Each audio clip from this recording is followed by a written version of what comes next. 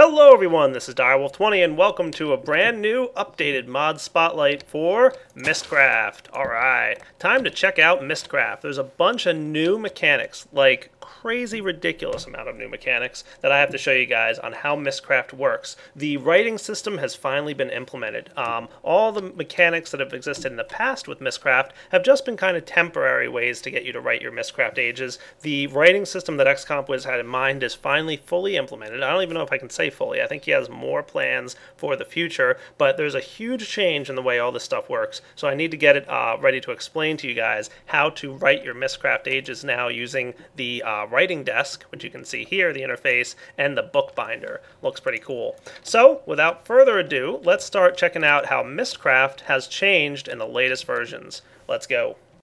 Alright, so the writing desk's recipe really hasn't changed all that much. You're still going to need some wood and a feather and a glass bottle to get started with. But the one thing you will need to get ready to do is now a bookbinder. This block is just, again, some wood, but now you need some iron on top. That's going to give you the two blocks that you're going to need to interact with to get this thing going. The bookbinder and the writing desk. The writing desk is where you write and use the pages you've discovered to write, some pages into a book. And the bookbinder allows you to bind all those pages together into an actual descriptive book that you can then use to travel to your different ages. So that is the way that you basically use them. I'm going to go through and explain to you guys how to use these two interfaces.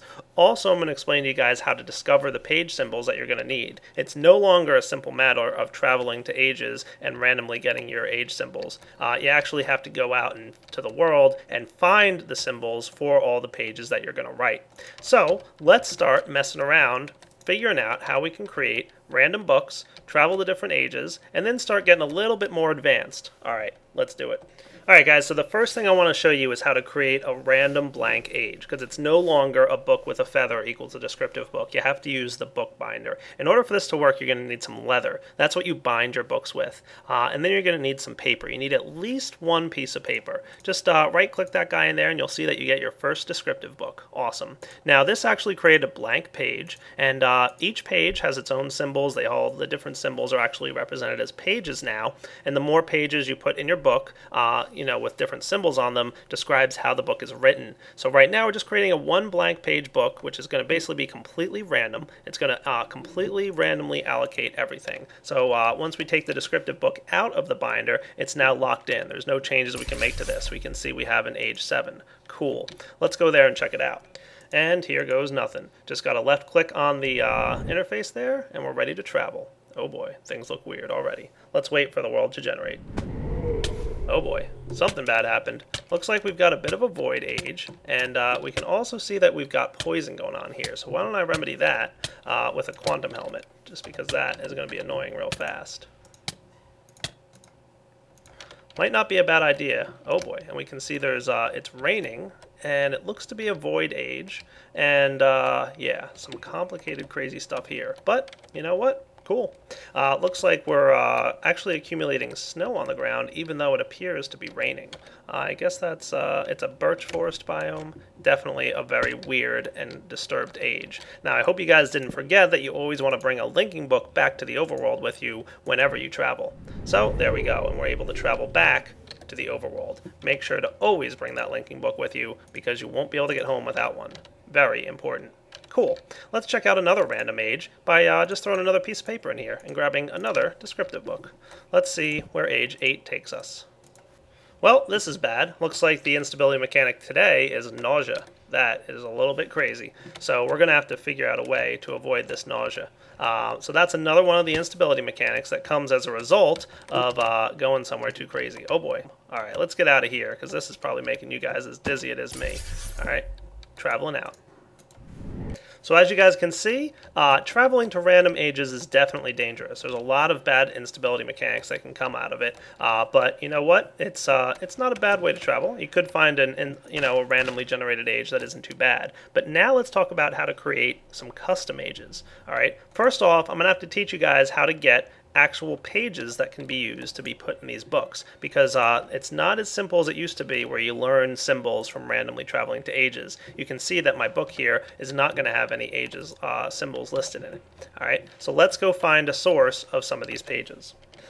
Alright guys, so your best bet for taking care of finding yourself some pages is to go ahead and find some villages. And what you'll find in one of your villages is a writing desk, and you'll find some lecterns and a couple other bookshelves and a couple other cool things. And these guys you might occasionally find, I don't know if there's anything hidden around here, but on the lecterns you might find some pages. Cool. So we just found the lakes symbol. That's one of the many pages that are now available. Another option for finding pages, if we look around here somewhere, we should find another villager. There he is. I see him. Hey there, I see you.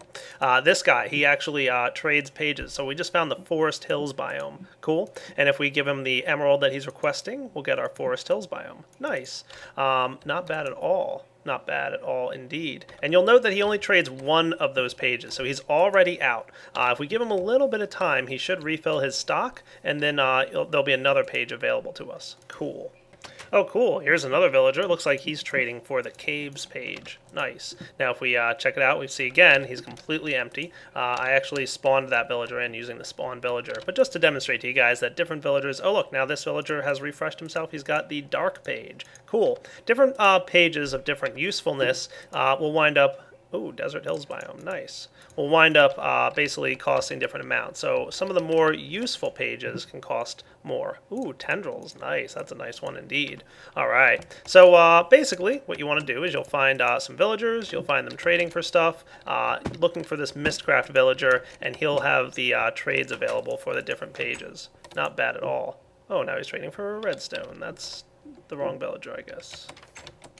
Mine snuck away. Hey, there you are. Lava. Cool. Alright, so now that you guys have seen how to get... Oh, we're going to need 44 emeralds for the lava page. That's a lot. Yeah, 64 is the max now, by the way, so that's the most any page will be. Ooh, bright. Nice. Alright, so we've got a bunch of pages. Let's see. I'm going to make this my new base camp rather than traveling back. Let's see what kind of fun we can have messing around with this stuff. So once you've got your pages, you can go ahead and make yourself a notebook. These guys are just made with 3 pieces of leather, and it's a notebook to store all the pages you find in. In order to make this happen, you can either place your notebook in the writing desk here, and just drag your pages over to this side, and they'll all get stored there. If you want to sort this, just middle click, and boom, it sorts for you. Cool. Your other option is just to put it on your hotbar and right click, and you can see all your pages can be interacted with right here. So you can pick up your pages and put them back in. Not bad. Cool. Yeah, pretty easy to interact with the pages and the notebook. And then you can use those pages in the notebook to write with. So let's, instead of using this notebook, we can go ahead and get a creatively spawned notebook. You can see this has all the pages that are available. Now, I have actually temporarily removed extra biomes, so they're not going to be listed here. But if you did have extra biomes installed, you would see all this stuff. Now, there's a lot of different types of symbols that you probably aren't used to. For example, coal ore. What does that do? And dark stars and all this other crazy stuff. You can see half length. There's weird things that are totally different from what they used to be. So the writing system has changed significantly, and that's what we're going to get into now. How to use these symbols and make some really cool combinations of stuff happen. So what I'm going to do to start off with is get myself another notebook. I'm just going to kill that one that I had and get myself a notebook. Now if we want to, we can go ahead and throw the notebook right here in the bottom slot. Or we could go ahead and do something else. But I'm going to go with the notebook. Okay. Now if I wanted, I could take, for example, the beach biome symbol and just drag it over here. But it's not going to let me click it in here or do anything with it. Nope. What we want to do is get ourselves some paper. So let's grab some of that. And what we want is to copy the symbol from the book, the notebook here, onto one of these pieces of paper. So for example, if we wanted to have a, let's say, the beach biome, right? I could just right click on beach biome here, and it would go ahead and write on the paper. But first we need some ink vials. There we go. Now that there's enough ink in there, when we right click, you'll see it takes a piece of paper, the beach biome symbol stays in the creative notebook, and the beach biome symbol is copied onto the piece of paper that we supplied this thing, and it's going to get stored in the notebook. Cool. So if you want to, you can copy symbols for your friends, but that's not the only use. There's still a lot more we can do with this notebook, okay? But let's go ahead and take the beach biome symbol here. I'm going to take this out, and I'm going to right-click without a book in there. You'll see it puts the beach biome symbol right here, and we can go ahead and take that out. Nice. So we could have the cave symbol, we can have the cyan symbol, all kinds of cool things we can do. We can get all the symbols that we want. Then we can go over to our bookbinder. All we have to do is put the leather in the bookbinder like we saw before, and we can put the symbols in the bookbinder and start binding a book together. So this book is guaranteed to have some caves, it'll have something cyan, and it'll have the beach biome. Now that's not really a well-written book, I'm going to be honest with you. That's a terribly written book. Not good at all. Let's go ahead and write an actually cool book. What I'm going to do is, it's even easier if you want. Instead of individually adding pages to this thing, I'm going to get rid of them. And what I'm going to do is put the notebook, a blank one. You can see this has the beach biome in it. I'm going to take that out. I'm going to put this notebook here, and I'm going to write the symbols that I'm interested in to the notebook. All right, so let me write something real quick and I'll be right back. All right, that looks pretty good. I've got a bunch of symbols here. Let's go ahead and take the book out. It's going to be a little easier to interface with this book when it's here. You can see I've got the plains biome. I've got red sky color, standard terrain, standard lighting, normal, moon, stars, and sun, and no weather. Now you can orient these guys however you want.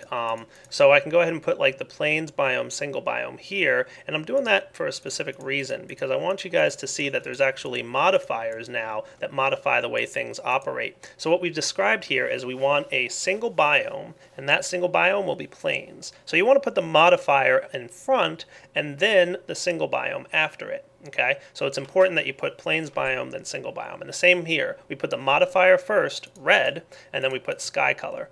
Okay, spacing doesn't matter, but other than that, the order does. So normal stars, no weather, normal sun, none of these are modifiers. These are just telling you exactly how the terrain is built. Okay, standard terrain, standard lighting, normal moon. So this should be a pretty solid age. Now I've got this all written in a notebook. To transfer all your pages from a notebook directly to a book in the bookbinder, just take your notebook and left click in there, and you'll see it puts them all in the right order. So plains biome, single biome, red sky color, normal stars, no weather. Cool. All right, I'm going to go ahead and place this book here. Make sure, as usual, we have an overworld linking book with us, and we're going to travel to this age. And what we should find is a red sky. Cool. Yeah, definitely cool. We should also, once the world generates, be in a plains biome. Nice. There should be no weather. And we've otherwise got a pretty normal environment. Normal sun, normal all of everything. Cool. So we got our plains biome. Nice. Alright, so now that you have a basic concept of how modifiers work, you remember you have to put your modifier to the left of the thing that you're modifying. Let's look into some other crazy modifiers we can get. For example, you can modify the standard terrain generation symbol, telling it what terrain to generate with. So instead of generating stone, you can tell it to generate with other stuff. For example, end stone. And you can also tell it what liquids to generate with, lava. So basically when you use standard terrain gen, any normal stone will be replaced with end stone, and any lava will fill in where water would normally be. So we've got our standard terrain gen being modified there. You can also modify the normal sun symbol. For example, we can set the sun to start at noon and have 0 length, meaning it won't ever move. So we're saying this sun has a 0 length and is always at noon. But you can also have more than one sun. So I have another sun symbol here that's just all by itself, a normal sun, just doing its own thing. So what this should generate is a sun that's always at noon, and then a normal sun traveling across the sky. Finally, I set up some nether brick tendrils. So we've got the tendril symbol. Remember, in the past, you only had wooden tendrils. Now we've got nether brick tendrils. Awesome. And we've also got normal moon, normal stars, and no weather. Let's see what kind of crazy age we come up with here when I paste these into a new descriptive book. All right, got my linking book home. Remember, don't forget that. Let's go check out this age. Look how crazy this place is. So we have a moon, we have a sun that's always at noon, and there should actually be another sun. We'll see that traveling across the sky at some point soon. And we've also got, like I promised you guys, some end stone. So we've got some end stone and lava. So anywhere that the plains biome would have generated stone or dirt is replaced with end stone, and anywhere it would have placed water is replaced with lava. We can also see, if we travel over here, some, it looks like they used to be the wooden tendrils, but it's actually been replaced with nether brick tendrils. So we've got this crazy world here. We could have modified the sky color if we wanted to. We could have modified all kinds of stuff. But, you know, just wanted to give you guys a little intro to the different worlds you can create with Mystcraft now. So look how crazy this is. There's a lot of symbols that you can use to generate the terrain. Right now, the only liquids you can really go with are water and lava. But he definitely does plan to implement with the liquid API. So you could, if you want to, have a like honey or seed oil or oil if you want, like crazy amount of stuff. Pretty sure also that if you went with a single biome ocean and you did standard terrain gen with lava, you'd get an infinite lava ocean. I think that would happen. Hey, what do you say we try it? Okay, let's try it. Off to home we go. Alright guys, here's another one I'm going to try. You ready? I've got an ocean biome that's a single biome. I'm going with stone, lava, and standard terrain. I've got a normal moon, and I've got a dark sun. What dark sun means is there won't be a sun at all. So you have to have at least some sun symbol to modify it, but we're basically saying here, don't have any sun at all. Then we're also going to have no weather, but I want to modify the stars a little bit and make them red. I'm also modifying the stars and making them green, and what I think this will cause is two sets of stars, one of them red, one of them green. Let's see what happens when we travel to this age.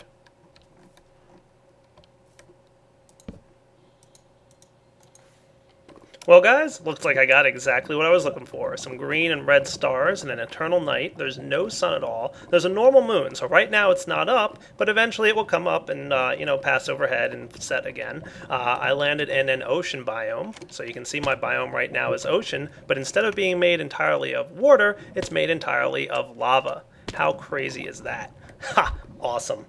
So yeah, this is a pretty ridiculous world. I like this one a lot. So remember guys, I said a little bit earlier that there was the diamond ore symbol. I'm modifying tendrils with diamond ore. I'm doing the same tendrils with gold ore, and I'm doing just a little crazy sky color, nothing else too wild. Otherwise, just the standard terrain stuff. But I want you guys to know that when you use the diamond and the gold ore symbols, or any of those ore symbols for that matter, you're going to add a bunch of instability. Basically, the more rare it is, the more instability you're adding. So let's go ahead and get ready to make this. So this notebook can go in here. We've got this crazy descriptive book now, ready to check this out. All right, so age 6, let's see what we got.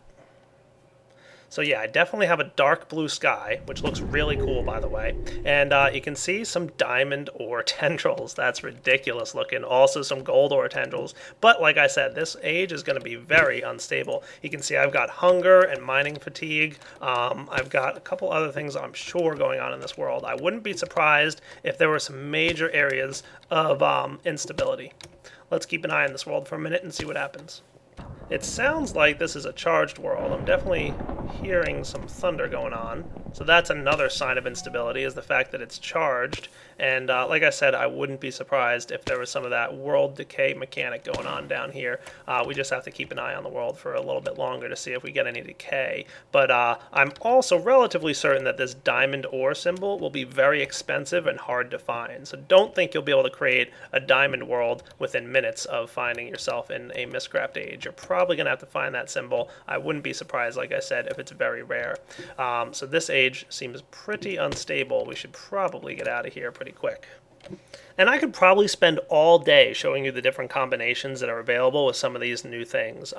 There's, for example, like the dark sun, crystals, coal ore, cloud colors. The clear modifier symbol is actually pretty important.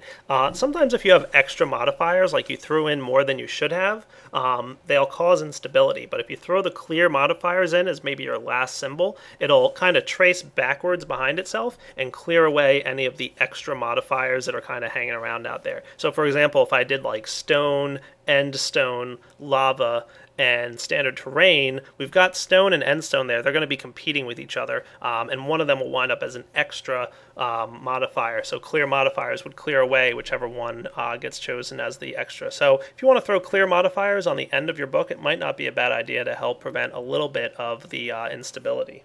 So yeah, there's a ton of different symbols now you can use for modifying, you can use for doing all kinds of crazy stuff. Definitely recommend you start playing around with some combinations. I think I've shown you just a few of the ridiculous combinations you can come up with. I mean, that end stone and lava world was pretty awesome.